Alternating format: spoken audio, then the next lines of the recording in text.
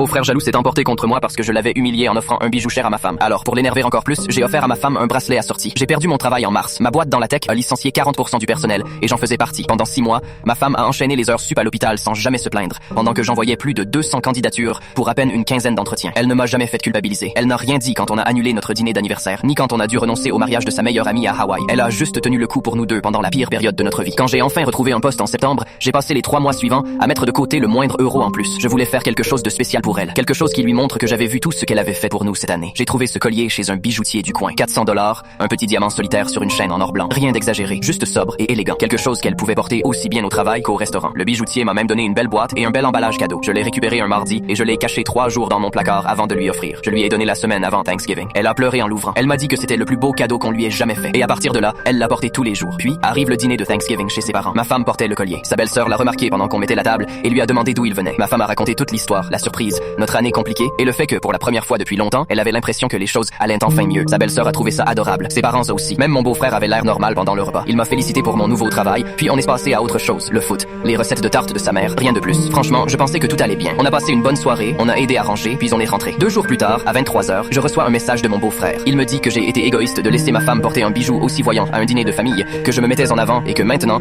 sa femme lui mettait de la pression pour lui offrir quelque chose d'extravagant à Noël, et que c'était de ma faute parce que j'avais créé des attentes irréalistes. J'ai relu son message 3 fois tellement je n'y croyais pas. Le collier n'avait même rien d'excessif et sa femme n'avait jamais rien dit du genre. Elle avait juste trouvé le geste touchant. Je n'ai pas répondu tout de suite parce que je ne savais même pas quoi dire, mais je savais que je devais le montrer à ma femme. On ne se cache rien. Quand elle a lu les messages ce soir-là, elle est passée de perplexe à furieuse en 3 secondes. Elle a pris son téléphone et a appelé son frère immédiatement. Je suis resté à côté, sans intervenir. C'était entre eux. Ils se sont disputés pendant 20 minutes. Mon beau-frère répétait qu'on manquait de considération, que tout le monde dans la famille n'avait pas de l'argent à jeter par les fenêtres, qu'on devait faire plus attention à la manière dont nos dépenses pouvaient affecter les autres. Il disait qu'il s'était senti humilié en voyant sa femme admirer quelque chose qu'il ne pouvait pas lui offrir. Puis, il a dit quelque chose qui nous a toutes les deux coupées net. Il a dit à ma femme qu'elle était en train de devenir superficielle, qu'on imposait notre réussite financière à tout le monde, qu'on la leur jetait à la figure et que l'ancienne version d'elle n'aurait jamais porté quelque chose d'aussi cher juste pour se montrer. Ma femme, qui s'était épuisée pendant 6 mois pour nous maintenir à flot pendant que j'étais au chômage, s'est mise à pleurer en silence. Puis elle a dit une phrase que je n'oublierai jamais. Elle lui a dit que s'il n'était pas capable d'être heureux pour elle après le seul cadeau vraiment attentionné que son mari lui avait offert après l'année la plus dure de sa vie, alors elle n'avait plus rien à lui dire et elle a raccroché. 3 heures plus tard, sa belle-sœur a envoyé un message. Elle avait tout entendu depuis l'autre pièce et elle était morte de honte. Elle a dit qu'elle ne lui avait jamais demandé de dire tout ça, qu'elle était sincèrement heureuse pour nous et qu'elle allait essayer de lui faire entendre raison. Elle s'est excusée 5 fois dans le même message, mais le mal était déjà fait. Ma femme a à peine dormi cette nuit-là. Je l'ai surprise en train de pleurer dans la salle de bain à 2h du matin. On a décidé à ce moment-là qu'on ne passerait pas Noël avec mon beau-frère et sa femme. On ferait un dîner séparé avec ses parents le soir du réveillon. Ses parents ont compris tout de suite. Ils ne nous ont pas forcés à nous réconcilier. Ils ont juste dit qu'ils soutiendraient ce dont on avait besoin. Et c'est là que je suis peut-être en tort. J'ai déjà commandé à ma femme un bracelet assorti pour Noël. $500 cette fois. Il arrive la semaine prochaine. Mon beau-frère peut rester en colère. Je m'en fiche complètement.